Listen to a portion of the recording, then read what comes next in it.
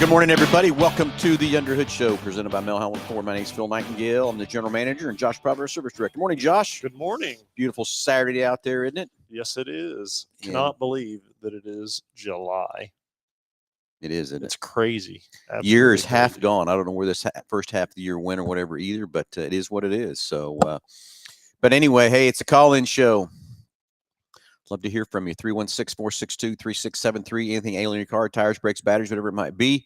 Love to hear what's going on out there in the old lovely world, what you got, questions or whatever. You want to talk about anything in the racing world, you want to talk about anything in the automobile world, new products, service, whatever it might be.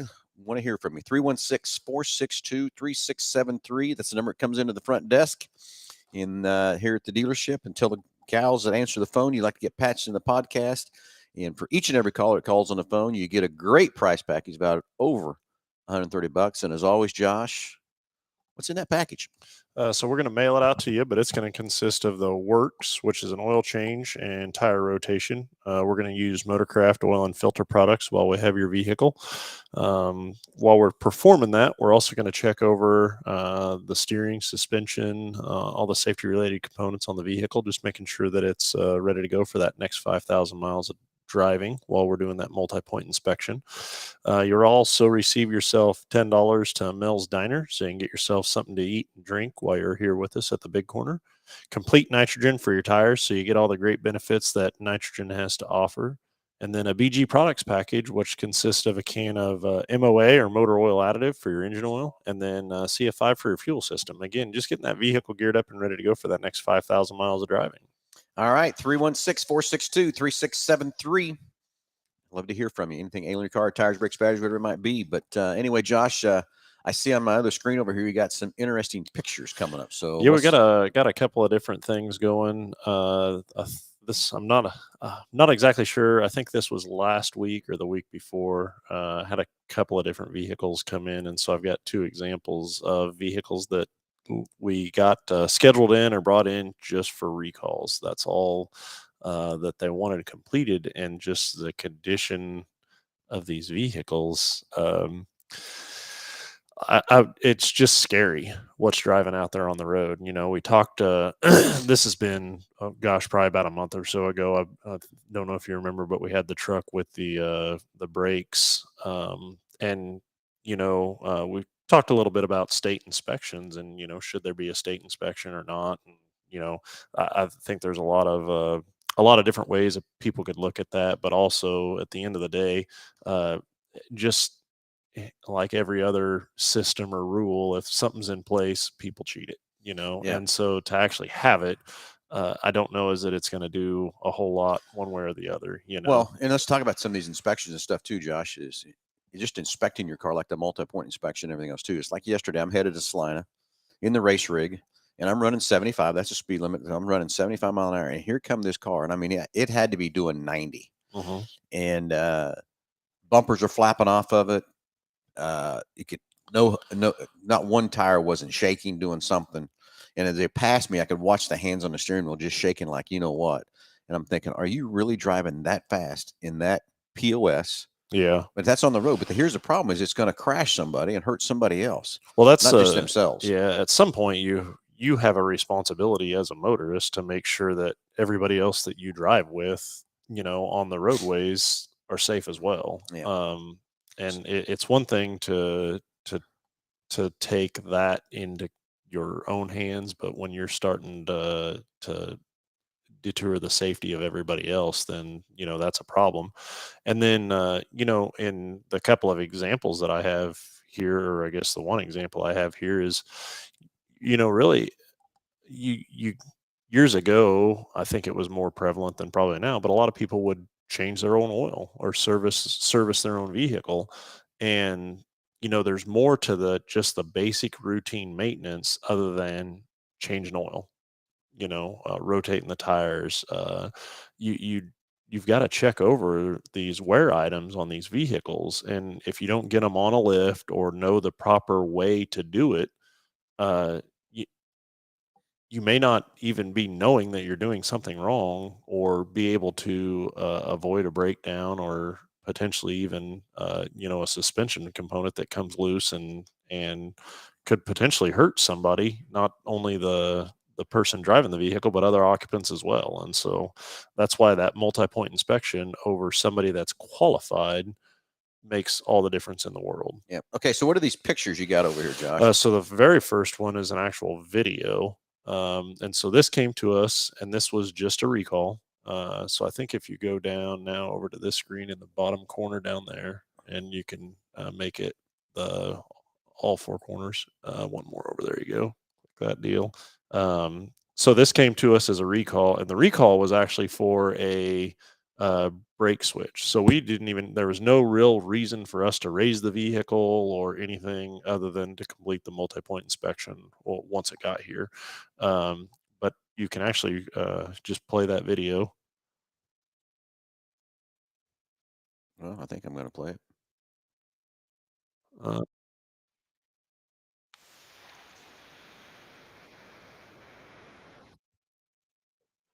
Let's play that again.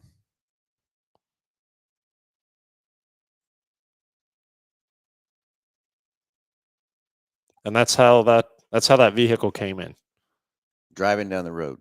It drove into the service center for a recall. That part is a wheel bearing, but then the lower control arm bolt, like, wasn't held in by a nut Nut or or nothing. anything. And you can see The bolts, the bushings. bushings are all gone right here. And then this one here is not any better from that part. Yeah, nut completely missing. How can we, what I need to do is start this. And then pause it.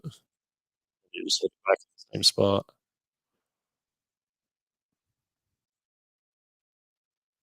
Look at that.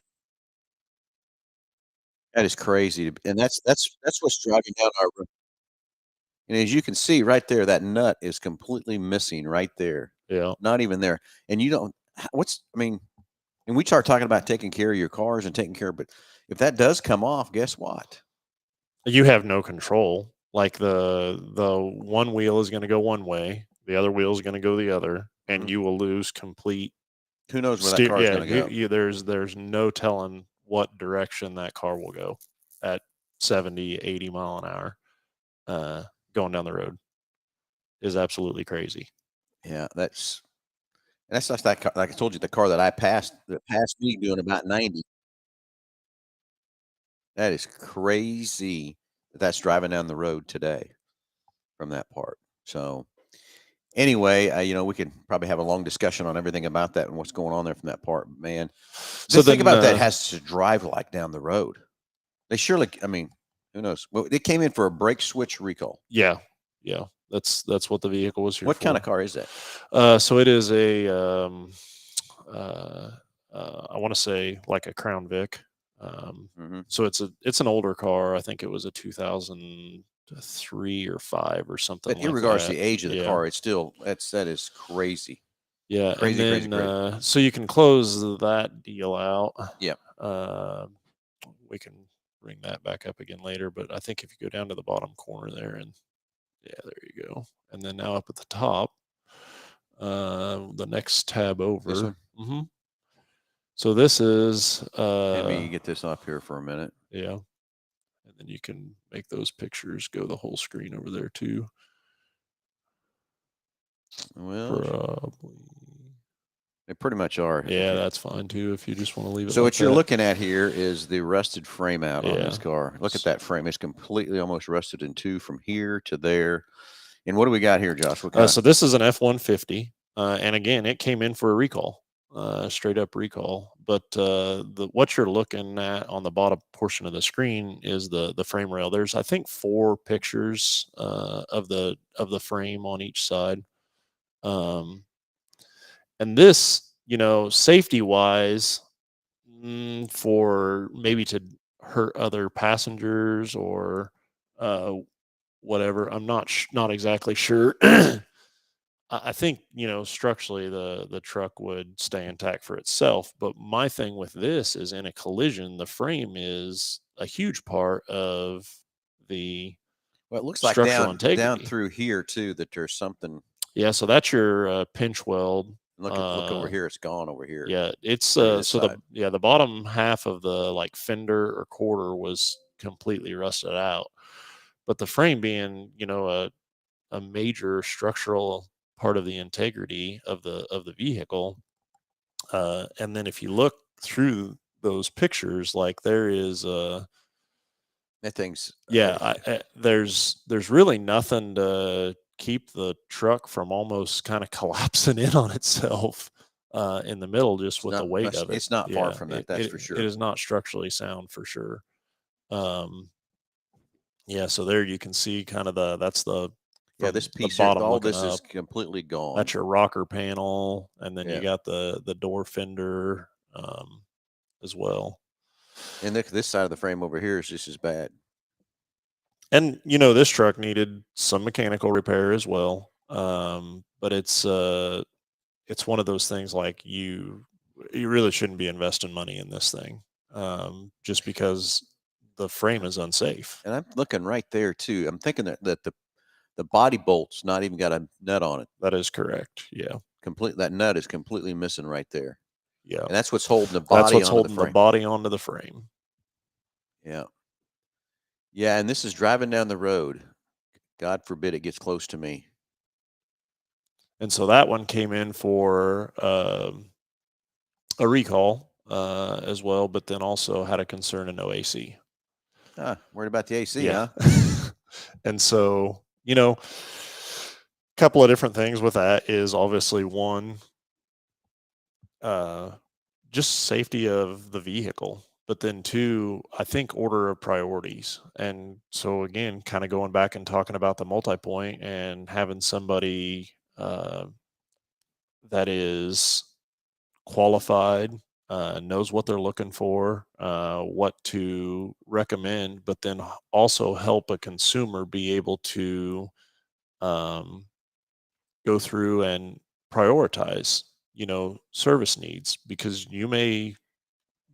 there may be several things that pop up that you're unaware of or don't know, but what's the importance of it? Yep. And are you getting that expressed to you in the right manner? And I think that's where our industry has a little bit of a black eye, or some of its black eye is for people selling stuff that maybe they don't need, for one, but then also people uh, trying to maybe over convey the importance of some things. Yeah. Anyway, we'll get here real quick. Nick Roberts is going to call in. We were on our team went on a race week all over the country racing our yellow Mustang and stuff too. So Nick's going to get us updated on that. But real quick, Rick Curry's got a question of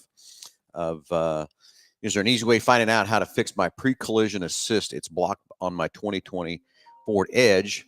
Where's the camera located at? But basically, and then Mike Sheridan, one of our text managers down at Quick Lane, says, Rick, the camera is located in the windshield. There's a radar typically behind the front of the license plate. Make sure the windshield's free of bugs. Everything is clean, and it still shows up on the screen. So, Josh, I don't know. Is there any? I'm with Mike. There's something blocking the camera. It can't see it, and that's what happens to me with those situations. Is a damn bug got on that sensor on that camera or whatever and blocked it. We have, we have seen that multiple times. For one, the other thing that maybe a consumer might not be aware of is like getting a rock chip, and then it actually happens to hit in the right spot, and then that becomes an issue in the camera view as well.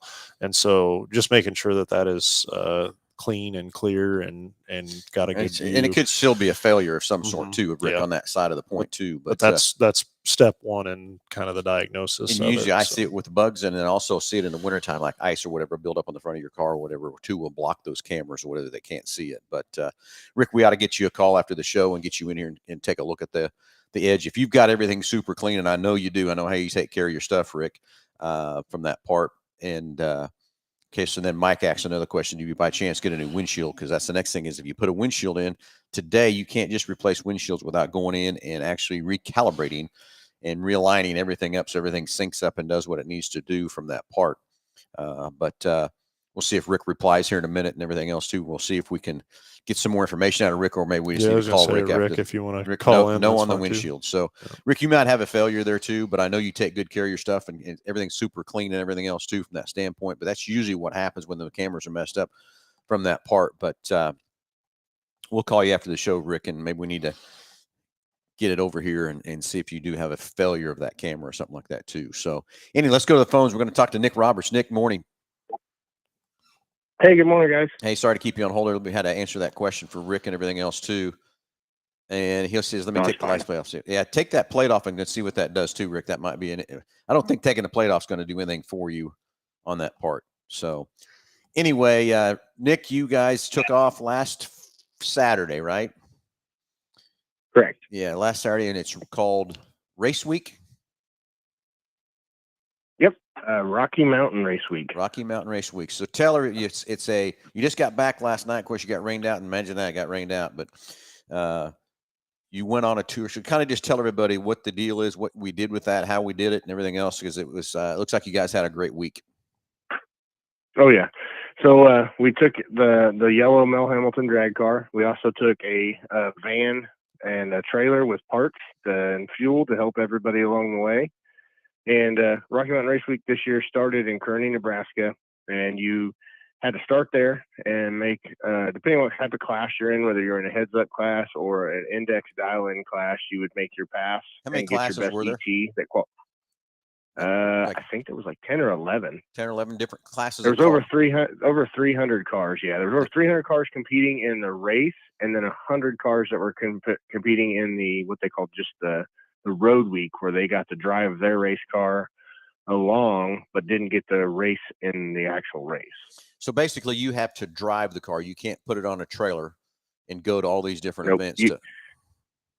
Yeah, everything that you have to keep that car and yourself alive for the week has to be in that car. So if you got spare tires, if you got a car that isn't going to make it between those long fuel stops, you have to carry your fuel, your tools, your jack, your canopy, whatever you need to work on that car, to be in that car, has to be in that car and travel with that car. It can't be put in someone's back of their pickup and followed you or on their trailer. So you've got to bring it or buy it.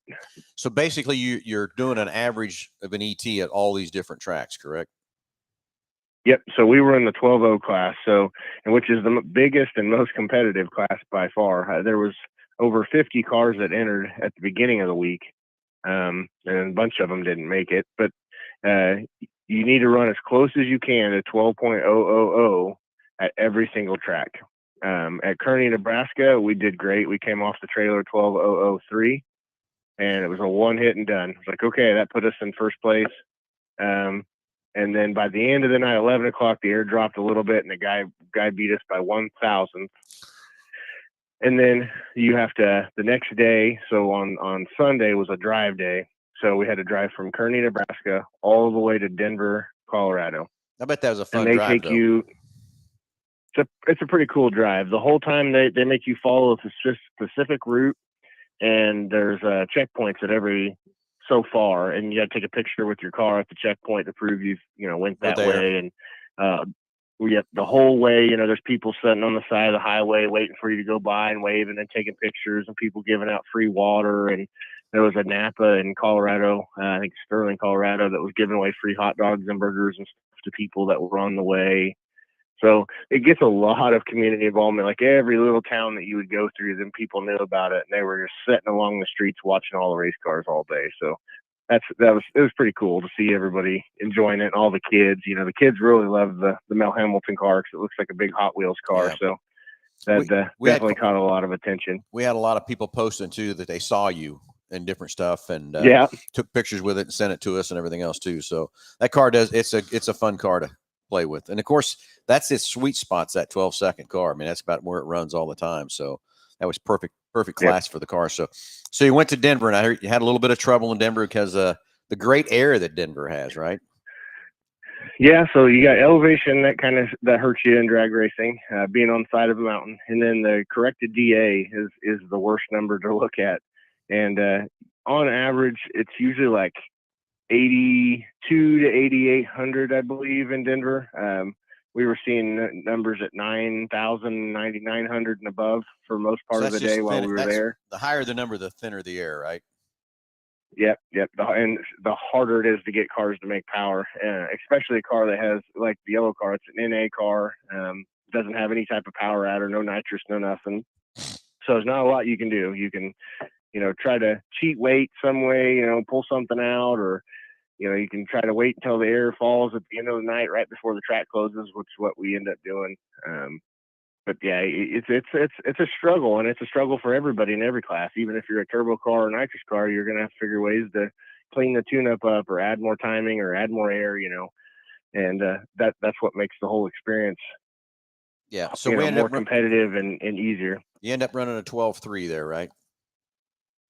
Yep, 12.39, I believe. 12.39. Okay, so off to done at Denver. Where'd you head next? So then they sent us to Pueblo. Okay, and that was an awesome drive up. The route they took us, it was about 2.5, 3 hours. Okay. Yep. Through a bunch of little towns and up around the mountains and stuff and down. It was an awesome drive. And then once we hit Pueblo, it was a scorcher. It was hot, and the DA was really horrible there too. Surprisingly, we were at the elevation was only 100 foot off from Kearney, but the DA was carrying the same DA as it was in Denver. Oh. So we struggled a little bit there too. Okay, so when'd you run at Pueblo? Ended up getting it at the bottom 12:30s again. Waited till about 11 o'clock at night till the air just kind of dropped off, and it went real cool temperatures, and was able to pull out a 12.3 again. Okay, so and then since, unfortunately, yeah. So now, what place are you in out of the 50 cars at this point, or do you even have an idea where you're at yet? So at that point, I think we were sitting in 15th, and we were really hoping the second day in Pueblo, the weather was going to look better. We were going to be able to pull it back a little bit, but the weather got, unfortunately, even worse. Okay. All right. So after Pueblo, where'd you head next? So since Great Bend closed this year, the Great Bend was supposed to be one of the spots. We had to do 2 days in Pueblo, so they gave us a day that we had to drive up in the mountains and go and see this Bishop's Castle, which we posted pictures, and there's going to be a lot of cool video BCC is going to have. Okay. So hopefully we'll have a YouTube video out pretty soon. But real cool drive up through the mountains and around, and a bunch of little mountain towns, and then back to Pueblo again to try for one more day to get an average of numbers again. Yeah, and so still the first day was better than the second day, or? Yeah, we tied about the same number. We just again had to wait till almost they were closing the track, and the temperature had finally fall. The DA kind of crashed with the temperature a little bit, and we were able to pull back another 12.3. Yeah. And then we had the next day to go make the long drive back to Kearney, Nebraska again. Okay, so back another 3 hours back to there. So how'd everything happen? Yeah, at Kearney that drive. Then? Yeah. So that drive almost takes 10 hours. The way they bring us back. Yeah. Oh, really? Yeah. They don't take you no direct route. It's back old scenic highways and byways and stuff. And then we stopped in Oakley, Kansas at the Buffalo Bill Museum or whatever, and had to take pictures there. And we had quite a few guys that were broke down along the way that we stopped and tried to help. But yeah, that took 10 hours. Took a long drive. That's a lot of seat time there. The yellow car got some miles on it's what you're saying, huh? It did. And a lot of it wasn't even just the miles. It was just they were taking you roads that were, 50, 55 mile an hour. And then you get behind some of these race cars that, highway gearing, that's all they got, 55. And you get a line of 50 or 60 race cars in a row. You can't just go passing them all, So you're just kind of in the line, having fun, seeing the views, So that slows everything way down. Yeah, exactly. So, okay, so back to 10 hours to Kearney, and so this is your last stop, right? Yep, Kearney was the last stop, and realistically, on the last day, all you were supposed to do is pull up to the line and break the beams, because your average was set at the final day in Pueblo. But if you didn't make it back to Kearney, then you didn't place. You didn't, you were dropped back off the bottom of the list. Yep. So they were going to do a big bracket race and a big heads-up race to follow to finish that out. But the rain kept coming, and I seen that they did go ahead and finish some of the racing about 1 o'clock this morning. But with the rain the way it was looking, most everybody had already left out, and we kind of left out too. Well, yeah, I get it. But I did check this morning, so we were setting in 18th, I believe. That, like I said, the 12.0 class was super competitive, but the first 3 guys were running an average of like a 12 teen the entire way. So they were really, really right there tight. There's a couple guys that went like 12,003, 12,001, 12,006. So they were pulling some really good numbers. Well, what but kind? when You I remember what checked kind it of cars just they were? now, Remember what kind of cars they were or anything? there was a little bit of everything. There was a couple supercharged Mustangs, pretty much just like our car, but supercharged. A lot of turbo cars, and then a lot of guys were running, an NA car, but they would use nitrous when they got to like Pueblo or Denver to offset that number. But this morning when I looked at it just a minute ago, it looks like we went from 19th to about 8th. Really? Because there was a bunch of guys in front of us that did not make the Didn't drive, and they finish. have an X by their name, so and they didn't finish yet. So they should make a post probably today or Monday showing officially that. But it looks like on the list of check-ins, there was a bunch of people above us that did not make the final drive. So whether they broke down or not, but man, there's a lot of people that broke down, a lot of people that were doing engine swaps at the tracks. There was engine swaps on the side of the road. Oh yeah, I got some real cool video and pictures. Well, how'd that work? They carry an engine. Portable. They carry an engine in their car. You can buy one as long as you pay for it. Then Okay. then you're okay. So they blew up, and then they would limp the car to the track or to the hotel. There was guys working and pulling transmissions in hotel parking lots and stuff too. That's some dedication there, boys.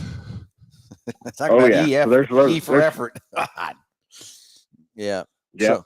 There was quite a few guys changing motors and stuff that broke, and the guy that was winning the unlimited class, the big class that we sponsored, the fast guys, the final day in Pueblo, he blew his motor up and had to put a junkyard motor in it just to try to idle it from Pueblo back to Kearney so he can hold his position. Well, yeah, I guess so. Well, I guess the next thing is, I mean, is this pay a lot of money, or is this just strictly a bragging rights kind of a deal? It's some of it's pretty good. So like the heads up unlimited class is like $7,500 to win.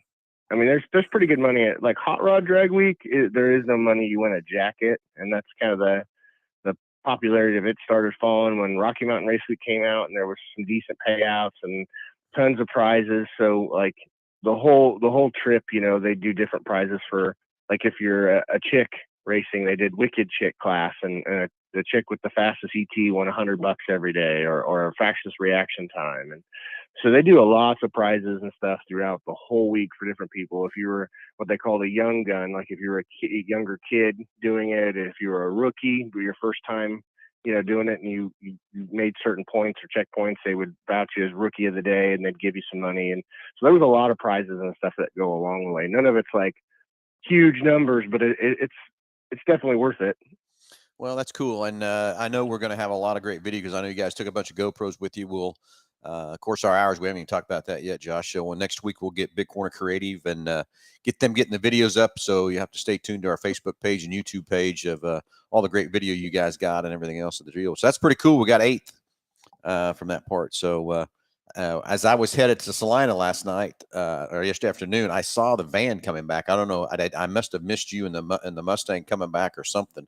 I don't know if you were ahead of the van or behind the van or where you were at, but we were behind it a little ways. Yeah, he took off, and we stayed around and for a little bit, as long as we could, to help out somebody else, and then we got on the road. I got you. That's why I saw the van about Mountain Ridge is where I seen him coming back, and I kept watching for you, but I never did see you. So he must have been quite a ways behind him or whatever from that part. So anyway, cool week. Can't wait to sit down with you and all the guys that went and recap the week and what we can do better for next year, and what we can do more things for next year and all that kind of stuff too. From that part, pretty cool. The old yellow Mustang making some more history out there. We're probably ready to retire that thing, but I guess maybe not.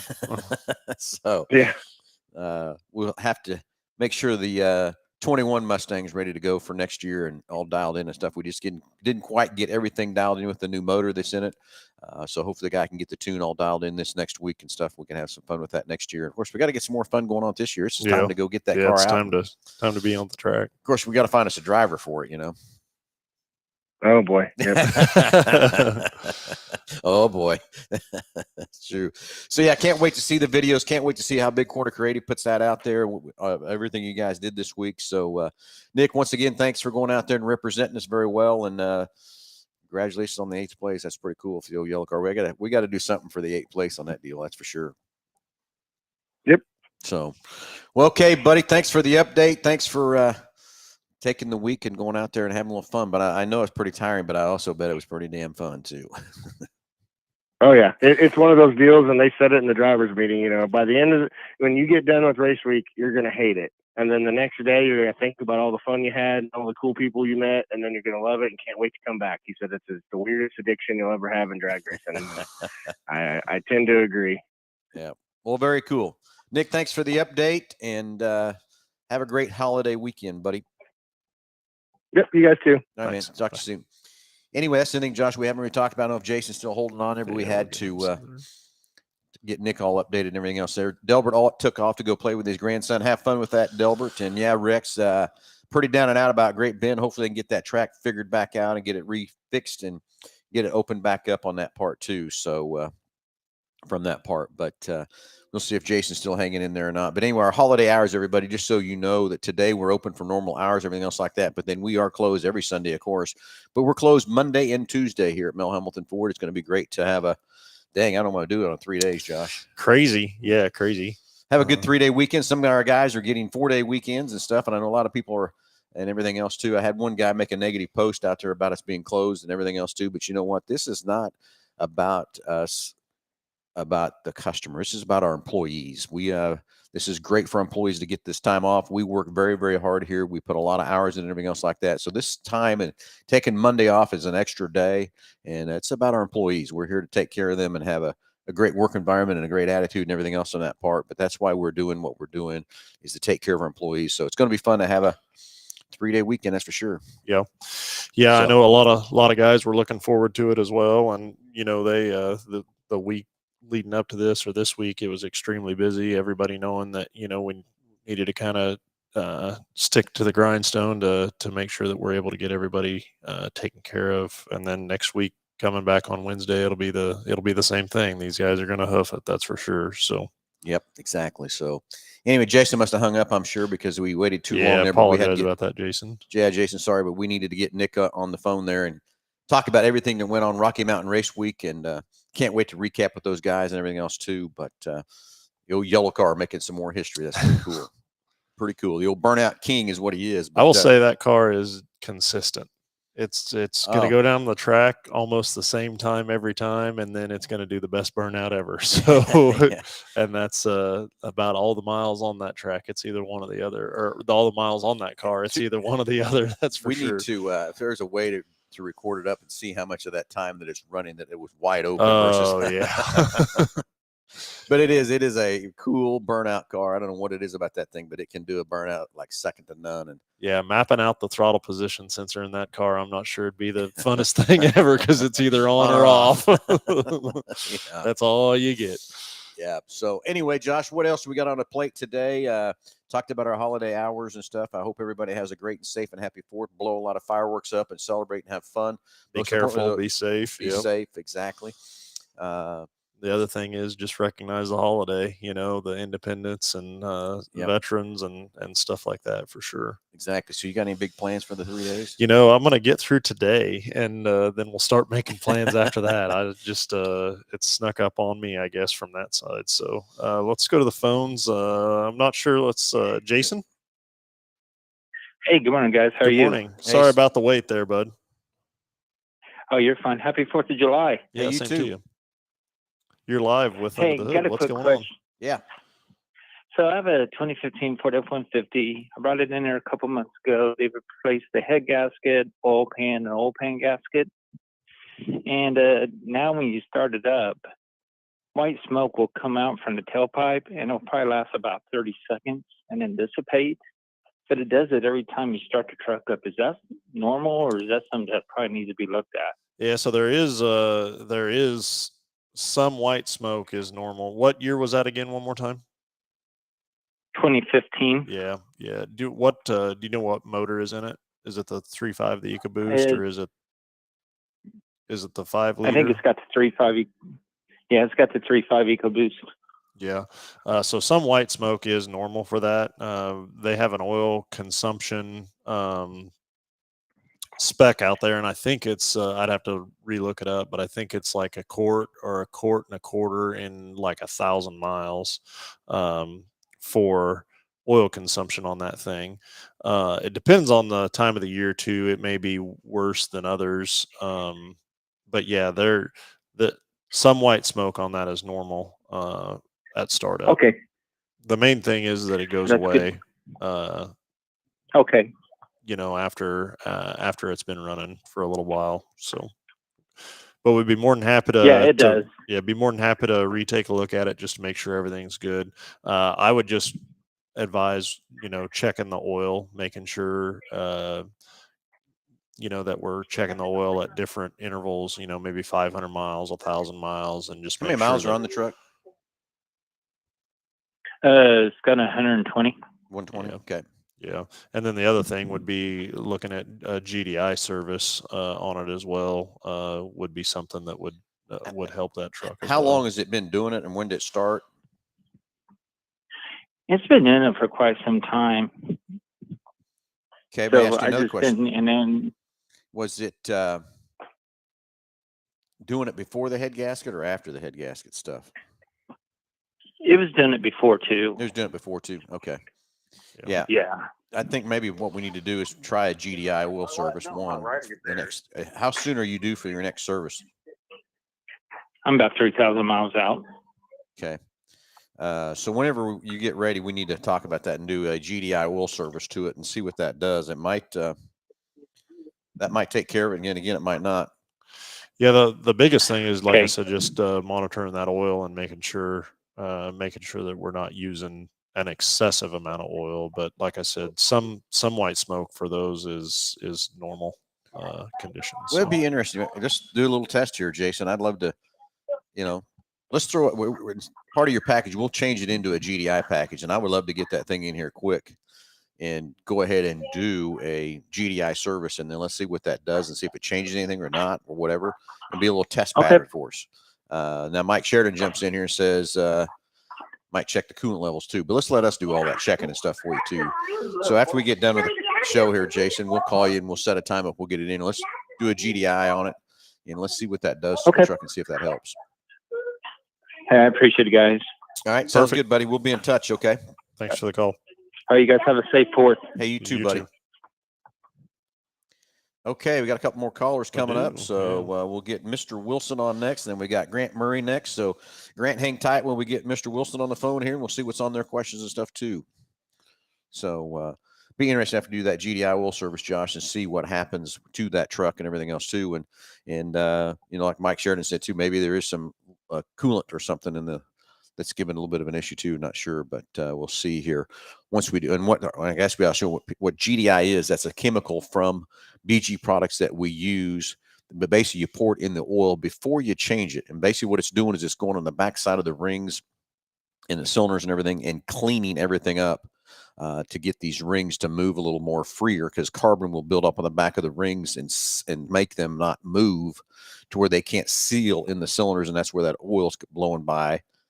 From that part. So when you put that GDI service in there, it cleans that thing up really well, and from that part. So it'll be interesting to see just how much it does change, or maybe it doesn't change at all, but it's still a good test to kind of see what is happening there from that part. So still can't get Mr. Wilson passed through, huh? We're working on it. Working on it. So we'll get him patched through here shortly and see what's on his mind. I keep wanting to talk some more, but I know as soon as I start a sentence, something else, it's going to fall through, right? So how about you? Are you racing tonight? We are not racing tonight. What the heck? I know. And we looked everywhere where to go race and stuff, and Jake found Waukene, and I'm not really wanting to drive all the way to Waukene and drive home tonight. What? That's about 4 hours, something like that. I'm not 3.5 too keen on that and everything else. I told him, I said, you know what, let's enjoy the weekend. We've been running pretty hard. Yeah. With everything else we've been doing. And I was wrong. It's 3 hours. Yeah, that's what. Yeah, I thought it was. So I 3 get home at hours. 4 a.m. Really not interested on that kind of a situation. You know what I'm saying? So it's just haze and then a little more. Just a little more. And that's, let me tell you, that drive from Salina to Hayes is miserable. Yeah. But coming home's not too bad because the wind's not blowing, everything else too. So let's try to get Mr. Wilson hung up. Let's try to get number 4 coming through here from that part. But yeah, we went up to Salina last night and got rained out after the heat race. So we will be running double features next Friday night, which is always a blast. Always a blast to set a car up for 2 features and stuff too. So be a fun next Friday night, that's for sure, at Salina Speedway. So if you need some fun and exciting things, you need to come and check out Salina Speedway tomorrow on next Friday night. So, and then again, just reiterating on the parts, the MH Racing is open. We're going to be open today for normal hours as well, but then we'll be closed on on Monday and Tuesday as well for the observation of the 4th of July. So yeah. So okay. So let's see if we can get Mr. Who's up next is Grant. We'll see if we can get Grant moved in here real quick. And I don't know if Mr. Wilson just got tired of waiting, or maybe he got disconnected or something. Who knows? He might be on a cell phone and just got in a bad area or something too. So if Mr. Wilson, if you're still listening or whatever, give us a call back so we can get you on the air and get your question answered for you from that part. So anyway, I guess we're not going to get phone calls. I don't know if maybe something happened on the reception side or whatever. But anyway, we'll see if we can get these patched through here, Josh. If we don't, then we're just going to have to call the show a quits for today if we can't get these calls through, because I don't know what else to talk about. We've talked about our hours, talked about everything. We talked about Rocky Mountain Race Week with Nick and all the fun stuff those guys had there. But yeah, I can just give these guys a call. Give these guys a call back here after the show and see what they have going on and get them helped out. So anyway, real quick, we have got to thank our sponsor, of course, which is BG Products, which we're going to see. Okay, hold on. I think maybe we're getting Mr. Wilson sent through here. And see if we can get his call patched through here real quick. And dead time. Waiting on Mr. Wilson to come through. I know as soon as I said, anyway, let's thank our sponsors. We're waiting on that. BG Products, all the great preventative maintenance products we use right inside here at Mellon Ford. And of course, we're going to find out on Jason's truck how great that works with his GDI service. We're going to perform and everything else too. But can't thank those guys enough for the great partnership and everything we have with them. And from that part, and we got some exciting stuff, Josh, coming down the pike with them. We do. Can't disclose everything we got, but we're going to have a fun time in August here with BG Products, and we'll let you know all the details of that coming up here in the near future, what we're going to have from that. And it's going to be the Wednesday before the big NHRA race in Topeka. So if that gives you any kind of hint, kind of what we're thinking about doing and everything else too. So we'll keep you posted on that part. Big Corner Creative, who's going to do that great video for us of all the footage the guys did at Rocky Mountain Race Week. And of course, you're looking for anything to help advertise your business, from Google advertising, a web page, traditional media with radio, TV, whatever it might be, window wrap, race car wraps, window wrap, window tint, anything to help advertise your business. Big Corner Creative, if those guys say, just Google us. And go to rent right inside Mellon Ford. We have a great fleet of rental vehicles, and I finally have got stands staffed back up with enough vehicles and everything else too. But I will tell you, Josh, we rented out every stinking 15-passenger van for the holiday. Yep, we did. So hope a lot of people are enjoying those vans and everything else too from that part. And I'm not sure what's happening while we can't get these calls through. We'll have to check it out. So anyway, everybody, sorry that we can't. Okay, let's hold on. Yes. Let's see. So we'll see if we can get so much what I thought got disconnected. So hopefully here real quick, we'll get this call patched through and we'll go find out from reception. Hello. Hey, you're Hello. live with Under the Hood. Who are we speaking with? Oh, this is Mr. Wilson. Well, hello, Mr. Wilson. Apologize about the delay there, but thanks for being patient and getting patched through. But you're live with Under the Hood. Awesome. Thank you, Mr. Josh and Mr. Phil. Yeah, so the 2003 F-150. It's the truck my wife drives, and I made the mistake of messing with the climate controls. And the next time she went to drive it, everything's coming out on the defrost. And of course, it was the hottest days of the year. And unfortunately, I was in trouble because I was the last one that touched it. Yeah, I bet you were in trouble because I know I'd have been in trouble from that part. So, and then a couple of days later, she mostly just drives short trips, but a couple of days later, the check engine light comes on. And now it seems to be that the air is coming out the vents again, but nobody's messing with the controls for fear of having it just go back to the defrost. Okay, so that's what happened. You actually moved the controls, and then it got stuck in defrost. Is that what you're saying? Well, I moved the controls, and it was coming out the vents just fine. Mm-hmm.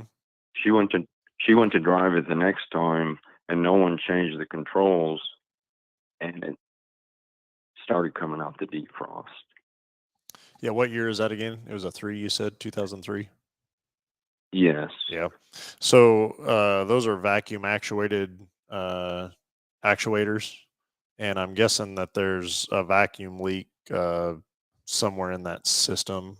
Typically, you see it at the control head, or I guess at the actuator itself. But essentially, it uses vacuum in order to open and shut the doors, the mode doors and blend doors on that system. But I'm going to say that we'll probably find out that there's a vacuum leak in that system somewhere. But what we can do, we'll throw a diagnostic onto your package and take a peek at it and see exactly what's causing it. You know, this time of year when it gets to be 100 degrees out, air temperature is important, but airflow is extremely important as well, making sure that it's in the right spot, because you can have really cold AC, but if it's blowing up on the dash, it really It's not much fun. doesn't do you a whole lot of good. So Yeah. No, that was you're sort of reaching your hand up there to the defrost, trying to cool off. and if you were the last one to touch it, then you're to blame. So that's Well, I didn't know if I had the right show, if this was marriage counseling. Well, sometimes it is. Yeah, I don't think you want advice from either one of us on that. So, oh, that's too funny. Well, I do appreciate it. So I do have another issue that on the Focus RS that Scotty and Cole are looking at, but I just thought I'd mention it on the show. That car has adaptive headlights, and over a period of time, the right headlight was going out intermittently, and I figured out that I could recreate it if I was making a left turn in the neighborhood, because those adaptive headlights, you have to be moving a certain speed in order for them to move, react yeah. to the steering. And I'm still trying to come up with some more symptoms, because right now it only happens, or I haven't been able to duplicate it with the lights on the switch, because I usually leave the switch on auto. So tonight I'm going to be out after dark, and I'm going to try to see if I can replicate it with the lights in the auto position, the light switch in the auto position, or the light switch in the manual on, to see if something's going on there. Makes a but difference. It's really weird. Yeah, because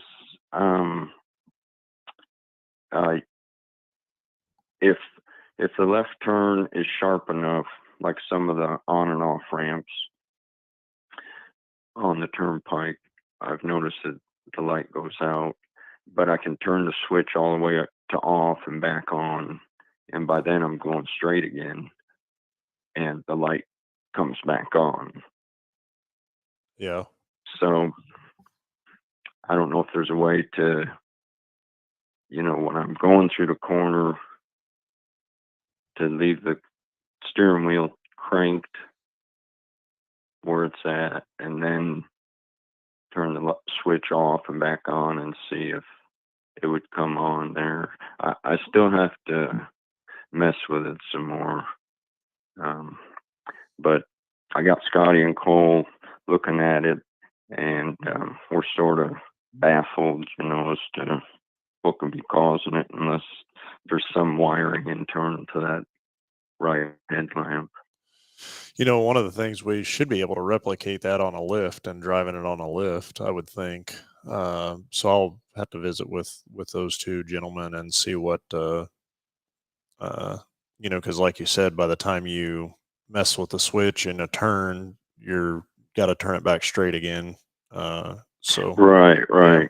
Yeah, I didn't know if I could replicate that on the lift or not, with the front wheel all-wheel drive car or not. Yeah, we'll have to look at the description and operation of that system and see what all criteria has to be met in order to make those operate. But a lot of times we'll try to replicate those, in a different environment or different situation that is obviously more conducive or safer to be trying to diagnose. So yeah, we can take a look at that description and operation. Swerving all over the road.